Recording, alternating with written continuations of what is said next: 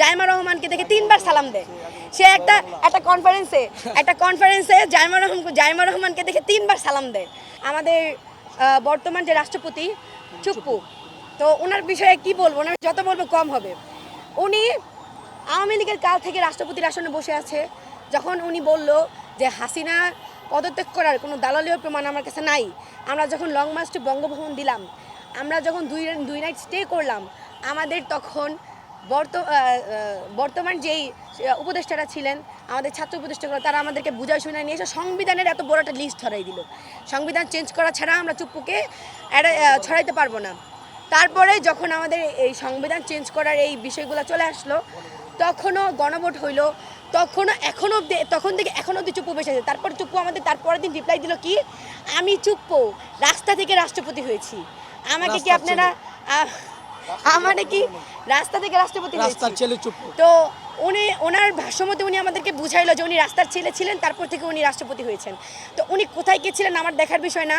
উনি যখন আমাদেরকে এই কথাটা বলছে যে হাসিনা পদত্যাগ করার কোনো দালালীয় প্রমাণ আমার কাছে নাই, তখনই আমরা বুঝে গেছি যে উনি কীভাবে ওতপ্রোতভাবে জড়িত এই গণ অভ্যুত্থানে হত্যাকাণ্ডের পিছনে। তো যাই হোক, কথা হচ্ছে কি যে আমরা যখন দেখি যেই যখন ক্ষমতা থাকে, সবাই ম্যাক্সিমাম মানে কি বলে নেতা সবাই সেই সরকারের পাচাটে। তো আমি চুপ্পুর বিষয়গুলো আমি এটাই বলবো যে ভাই, এটা হচ্ছে আমাদের ফল্ট ছিল যে আমরা শুধুমাত্র শেখ হাসিনাকে সরাইছি। আমাদের উচিত ছিল কি বড় বড় 3টা আসনের প্রত্যেকটা মানুষকে সরাই দেওয়া যারা আওয়ামী লীগের কালে ছিল। তো আমি আমাদের যেই বর্তমান সরকার, তাদের কাছে এটাও বলবো চুপ্পুর বিষয়গুলো দেখার জন্য। সেটা এখন বিএনপির খাস দাস হয়ে গেছে। বিএনপির খাস দালাল বলা যায়, দাস বলা যায়, বিএনপি ছাড়া কিছুই বুঝে না। জাইমা রহমানকে দেখে 3বার সালাম দেয়।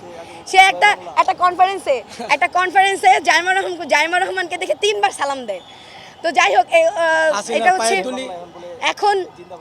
এখন আমি যে ইস্যুটা নিয়ে এখানে আসছি, একটা ইস্যু নিয়ে আসছি যে জনাব তারেক রহমানের প্রতি আমরা একদম কি বলবো, কৃতজ্ঞতার শেষ জানাতে পারতেছি না যে উনি আমাদের এই 1 মাস হয় না ক্ষমতায় আসছে, তার মধ্যে উনি হাদির খুনিদের গ্রেফতার করছে।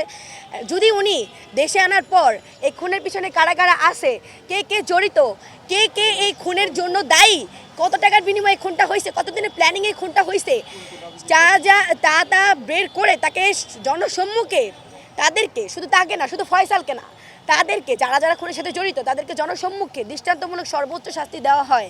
আর আমরা জানি দৃষ্টান্তমূলক সর্বোচ্চ শাস্তি হচ্ছে ভাই কথাটা শেষ করতে দেন, জনসম্মুখে দৃষ্টান্তমূলক সর্বোচ্চ শাস্তি হচ্ছে মৃত্যুদণ্ড। তো এই কার্যক্রমটা যাতে আমাদের সবার সামনে, জনসম্মুখের সামনে সফলভাবে করা হয়, তার জন্য আমি জনাব তারেক রহমানের কাছে অনুরোধ করছি, আপনি দয়া করে এই বিষয়টা বাস্তবায়ন করেন, এমন আমাদের এই আকাঙ্ক্ষাটাকে আপনি পূরণ করেন। তাহলে আমাদের আর রাজপথে থাকা লাগে না, আমরা আমাদের ভাইয়ের বিচার পেয়ে গেছি।